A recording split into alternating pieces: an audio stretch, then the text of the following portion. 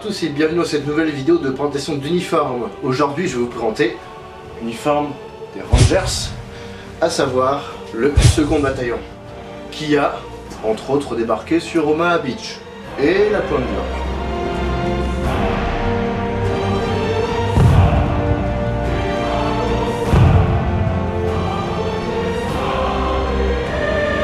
Alors avant toute chose, je voudrais vous prévenir d'un truc. Cette vidéo n'est qu'une base pour constituer votre tenue ou votre uniforme.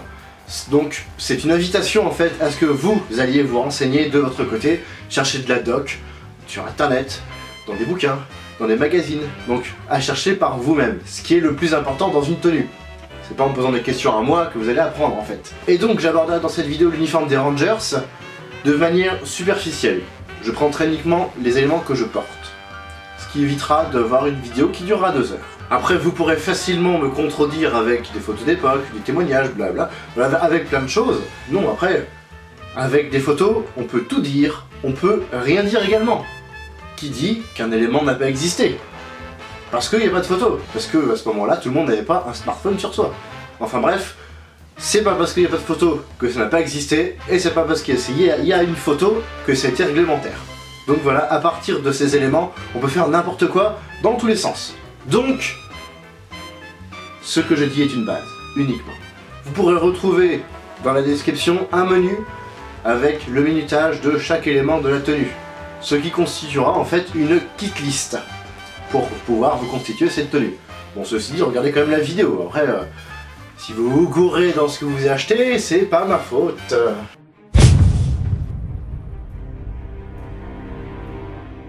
Donc le 2e bataillon a été officiellement créé le 1er avril 1943 au camp Forrest, dans le Tennessee. Il a été ensuite activé officiellement en septembre 1943, où après il a été embarqué en Angleterre pour pouvoir préparer l'opération Overlord. Le 6 juin 1944, il s'est passé un petit truc ce jour-là, je sais plus trop ce que c'était. Donc il y a les compagnies Dog, Easy et Fox, commandées par le colonel James Rudder, on peut voir ici, débarquent à la Pointe du Hoc. Pendant l'attaque, on a 225 hommes qui ont escaladé la falaise, et on a 90 soldats seulement qui sont restés après 2 jours de combat.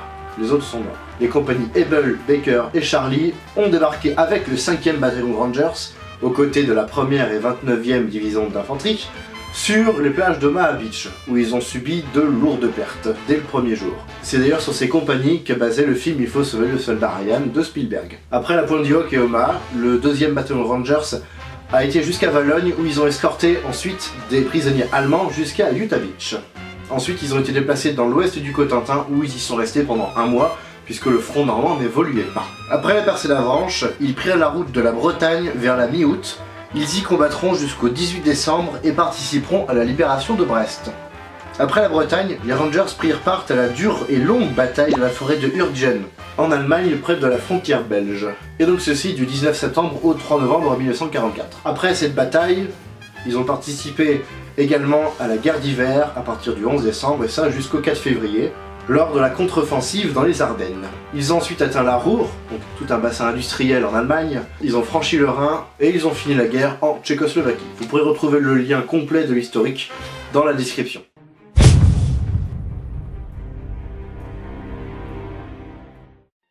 La chemise M37, aussi appelée chemise moutarde, était la base de l'uniforme. Et là, elle n'est pas trop longue, elle est à ma taille. C'était la coupe des chemises de l'époque.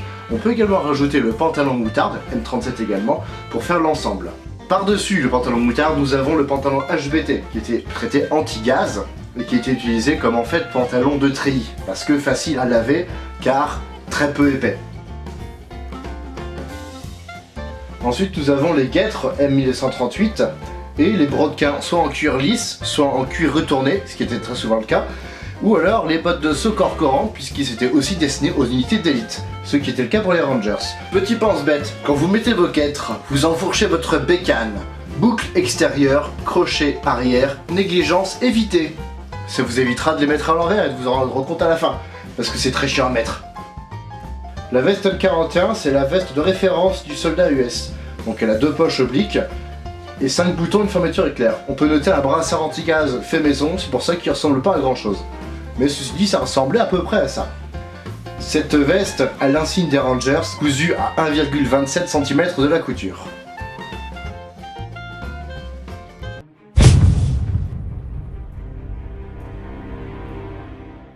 Le casque lourd USM-1 a ici l'insigne des Rangers, enfin du second bataillon plus exactement, d'où le 2 peint à l'arrière.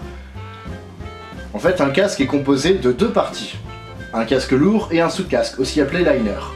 Dans le sous-casque, on peut retrouver une sweatband qui a un serre-tête, une jugulaire qui va en fait maintenir l'ensemble, et sur le casque lourd, on aura une autre jugulaire qui sera fixée sur l'arrière, qui pourra éventuellement servir de jugulaire au menton, mais c'était pas conseillé. Le gilet d'assaut peut être de deux couleurs, soit au D3 donc beige, soit au D7 kaki comme ici. Sur ce gilet, on pourra accrocher la pelle, on pourra accrocher le couteau USM3 et divers accessoires tels qu'une grenade, enfin des grenades.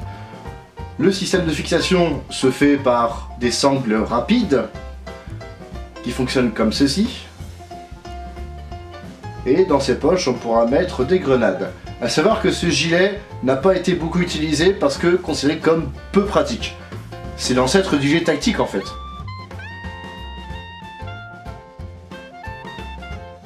Les photos d'époque sont assez rares parce que les sous-officiers et officiers qui les portaient, ils les gardaient pas très longtemps parce que c'était pas très solide en plus.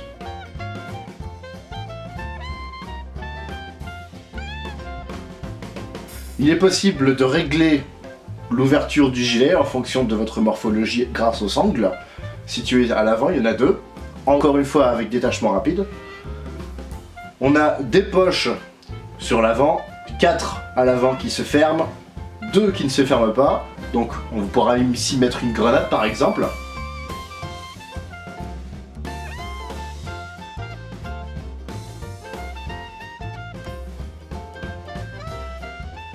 Et on pourra retrouver le même schéma de l'autre côté. On pourra noter la présence d'œillets au niveau du ceinturon, pour, si vous voulez justement éviter de porter le ceinturon, rajouter des accessoires. Ce que je ne vous conseille pas, les œillets sont fragiles. Sur la poche arrière, on pourra retrouver une gamelle, par exemple. C'est pile poil la bonne taille pour la poche. Donc la gamelle indispensable pour pouvoir bouffer. C'est ici une gamelle après-guerre, mais ça fera tout à fait l'affaire. Composée de deux parties, dans laquelle on pourra mettre des couverts et du papier toilette. Pourquoi le papier toilette? Pour pouvoir caler les couverts et éviter qu'ils fassent du bruit. Parce qu'en plus le papier toilette c'est très utile et ça le protège un minimum de la flotte. Sur l'arrière on retrouve donc la pelle M1943, une pelle pliante.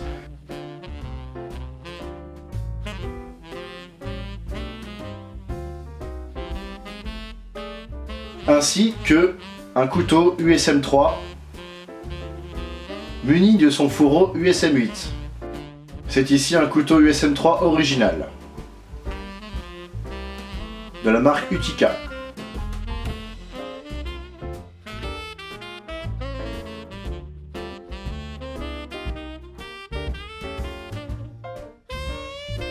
Ensuite on passe aux accessoires, c'est-à-dire porte-chargeur de Thompson en bandoulière, 6x30 car il peut contenir 6 chargeurs de 30 cartouches à l'origine. Bon, inutile de vous dire qu'une fois que c'est rempli, c'est difficile à manipuler. Vous le verrez par la suite.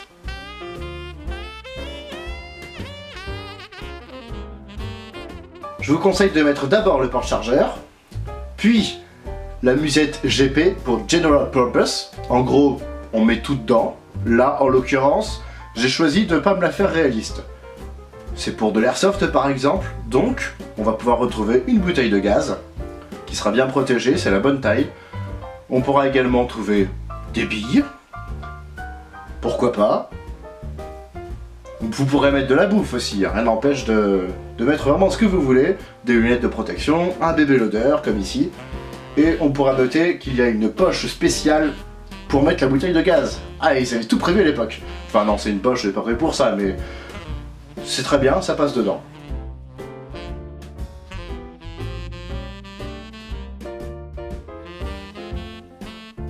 Après avoir mis tous ces accessoires, on pourra rajouter le ceinturon, ce qui maintiendra les accessoires déjà en place. Je vais tout de suite faire une présentation plus détaillée de chaque accessoire. Voici la configuration générale de l'uniforme.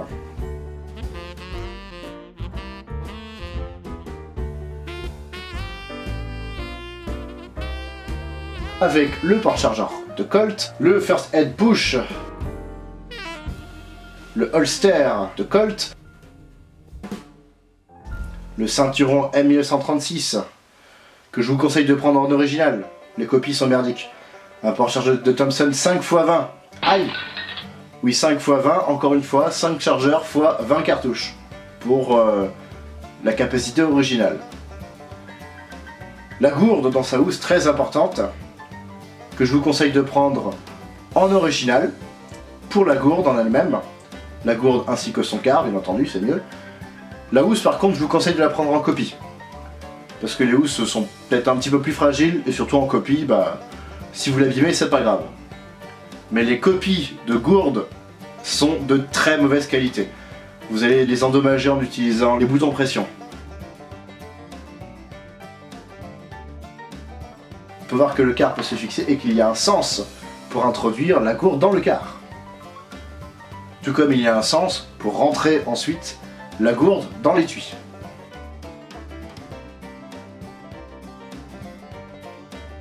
Pour nettoyer votre gourde originale, meilleure méthode, c'est le Coca Light, tout simplement. Vous laissez tremper du Coca Light dedans, puis tout ira bien.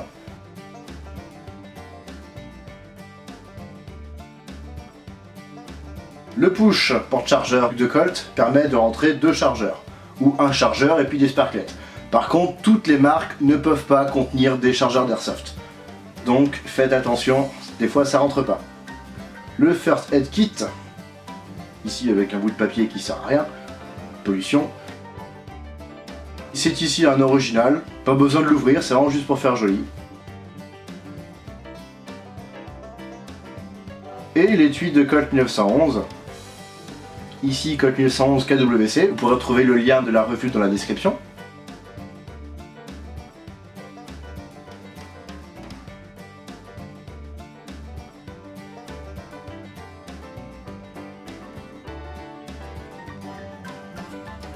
Et enfin, on va rajouter l'étui de masque à gaz. Il est étanche, donc vous pourrez y mettre tous vos effets un petit peu... Enfin, ceux qui craignent. Enfin, en admettant que vous utilisez cet étui. Parce qu'en fait, il était utilisé pendant les 20 premières secondes du débarquement. Après, ils se sont vite rendus compte que les Allemands n'utilisaient pas de gaz, donc ils les ont balancés, tout simplement. Donc il se ferme par 4 boutons pression. Un petit peu difficile à enlever, j'avoue. Et dedans, on retrouve le masque à gaz, ou masque anti-gaz. C'est ici un après-guerre, un moderne, pour que en fait je puisse m'en servir. Mais bon, je n'en utilise pas en reconstitution ni en airsoft, ça ne sert strictement à rien et ça ne protège pas des billes. Et voici donc l'uniforme intégral. Petite rotation, monsieur, s'il vous plaît. Voilà, très bien. A noter que je suis sergent, comme on peut le voir avec la bande arrière présente sur le casque, la bande horizontale, mais que je n'ai pas les grades. En effet, c'était une volonté de certains, sous-officiers et officiers, de ne pas afficher leur grade sur leur veste pour éviter d'être des cibles de choix des tireurs d'élite.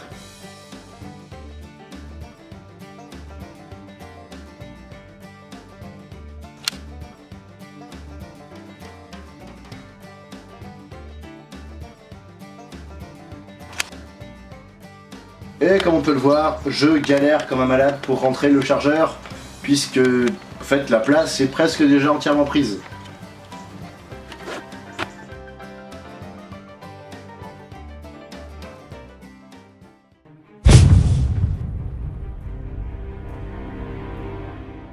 On va faire un rapide résumé de ce que je viens de vous présenter.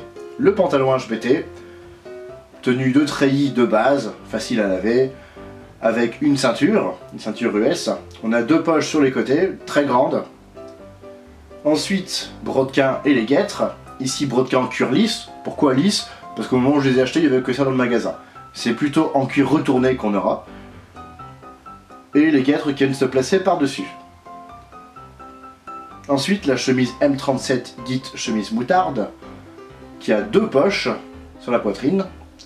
On rajoutera aussi une paire de dog tags, histoire de faire réaliste.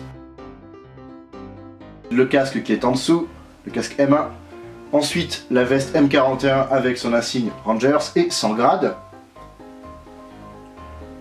Et le brassard anti-gaz fait maison. Puis nous passons au gilet d'assaut, ainsi que sa pelle M1943 placée sur l'arrière, le couteau USM3 et son étui USM8 placé sur le côté, et enfin la gamelle et les couverts dans la poche arrière. Ensuite nous avons le porte-chargeur de Thompson 6x30 en bandoulière et une bestiole dessus, et la Musiel GP qui va servir à tout faire en fait, comme son nom l'indique. Et enfin l'ensemble ceinturon M1936 avec le porte-chargeur de Colt, la gourde et son quart, le porte-chargeur de Thompson, le holster de Colt 45 et le First Aid Push. Et enfin nous finissons avec l'étui de masque à gaz étanche.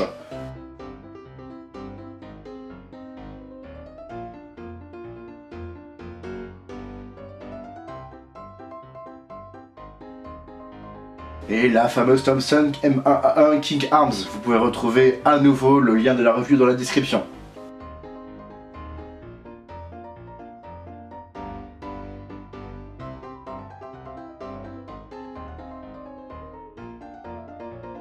Voici ce qui conclut cette vidéo. Si vous l'avez aimé, n'hésitez pas à la partager, à mettre un pouce vers le ciel, et puis à vous abonner à ma chaîne si ce n'est pas déjà fait. Et puis je vous donne rendez-vous prochainement pour une prochaine vidéo. De quoi, je sais pas, mais il y en aura une autre. Salut!